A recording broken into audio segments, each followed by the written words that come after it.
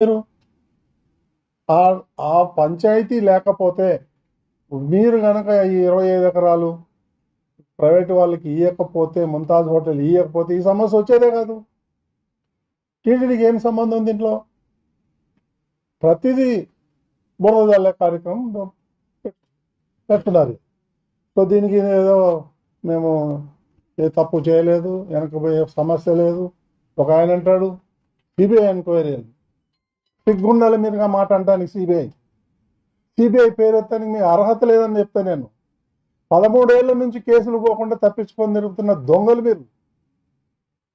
మీకు సిబిఐని ఎట్లా చేయాలి, న్యాయ వ్యవస్థను ఎట్లా మేనేజ్ చేయాలి, కోట్లు టన్నుల డబ్బులు మీరు సంపాదించుకొని పెట్టుకొని మీరు అన్నింటినీ కొంటారు, అందరినీ కొంటారు. మాట్లాడితే ఒక పెద్ద మనిషి అంటే సిబిఐ అంటే సిబిఐ అంటే మీకు అంత చీప్ అయిపోయింది. ఇక్కడ లేరా స్టేట్ల ఆఫీసర్లు ఎంక్వైరీ చేయడానికి? కాబట్టి ఇప్పటికైనా మీరు బుద్ధి మార్చుకొని మీరు చేసిన తప్పులకి చెంపలేసుకొని ముక్కు నేలకు రాయండి. అప్పుడైనా మోక్షం జరుగుతుంది మీకు.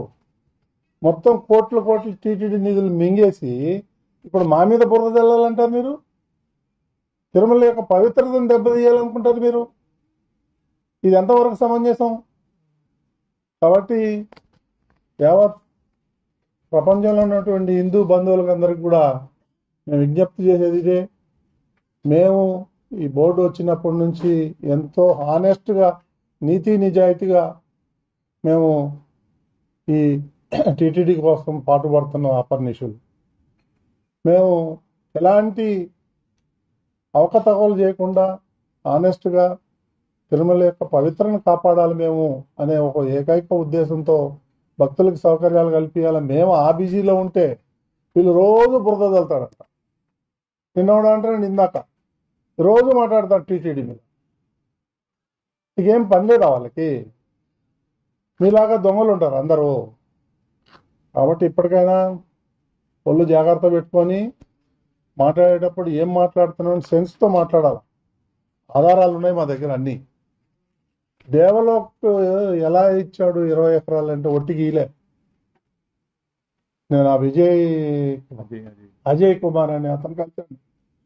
ఆయన ఇచ్చిన కంప్లైంట్ కూడా ఉంది నా దగ్గర, మీకు కాపీలు ఇస్తా. ఆయన్ని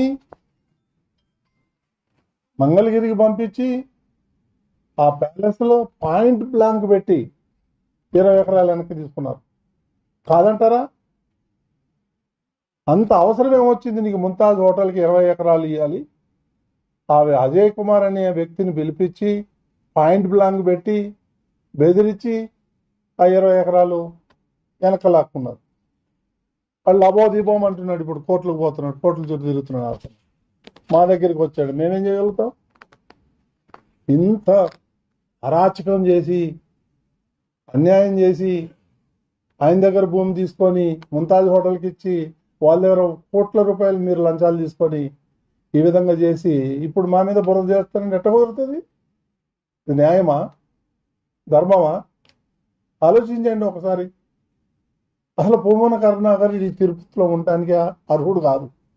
తరిమి కొట్టాలి తిరుపతి నుంచి ప్రజలు. పెద్ద గజ దొంగ. ఇంతనా? రోజు బుర్ర చల్లుతాడు. చల్లు బుర్ర చూసుకుంటాం మేము కూడా. కాబట్టి